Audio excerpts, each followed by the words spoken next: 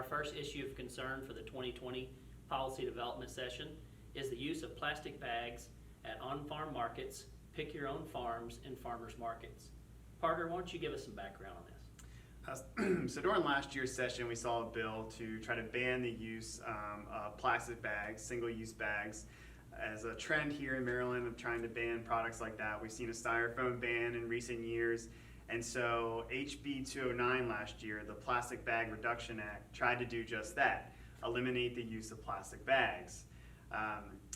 Originally when the bill came out, we had opposition to the bill, but we did have policy that kind of supported some of the language in the bill, and so we ended up support with amendment. However, then we had some members, look at our position and then really dive in and look at the bill, and there was some conflicting policy that we had in a position that we should take for the bill, and so ultimately we came to no position, but we plan to see that bill back in 2021.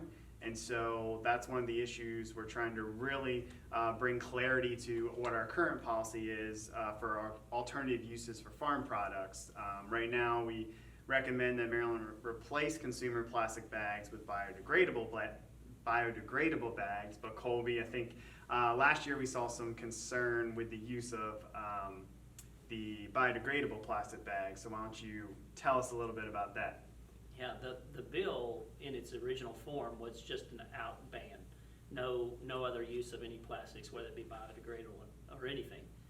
The challenge that we had was that we have the policy that we support biodegradable, but when we started to look into those bags, they start to biodegrade literally when they're shipped, and they last anywhere from 6 months to a year, which sounds great. That's actually what they're good for, but when you have small farms that buy in bulk, they need them to last for 2 or 3 years, and if they're breaking down within 6 months, they're buying 2,000 or 3,000 bags that they only use maybe 500 a year, and they have to throw the rest of them away. It's just not affordable for farmers. And so what our members kind of came back to us with was that why don't you have an exemption for the small farms, the on-farm markets that can't meet the Food Safety Modernization Act requirements because you can't put them in paper bags or you can't use reusable bags.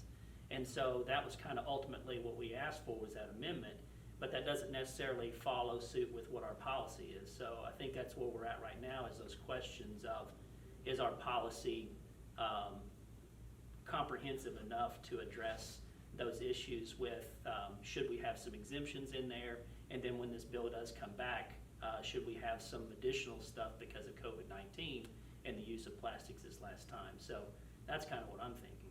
Yeah, and since you mentioned COVID-19, the bill did run out of time last year, and so however, it did have a lot of momentum towards the end of session, but just ultimately ran out of time because of the abbreviated session.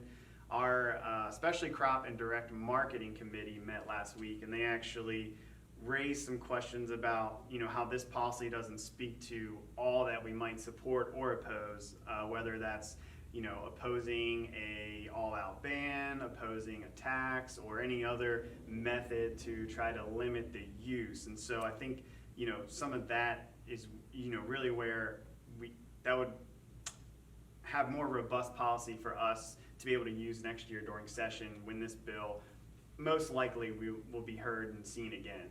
Right, and I agree, because when it ran out of time, we did have that amendment in there to exempt those small farms and on-farm markets, but is that enough? So that's kind of what our question is that enough? If what we have, we believe is pretty limited, and we want the counties to review that and see if there's more comprehensive policy we should have.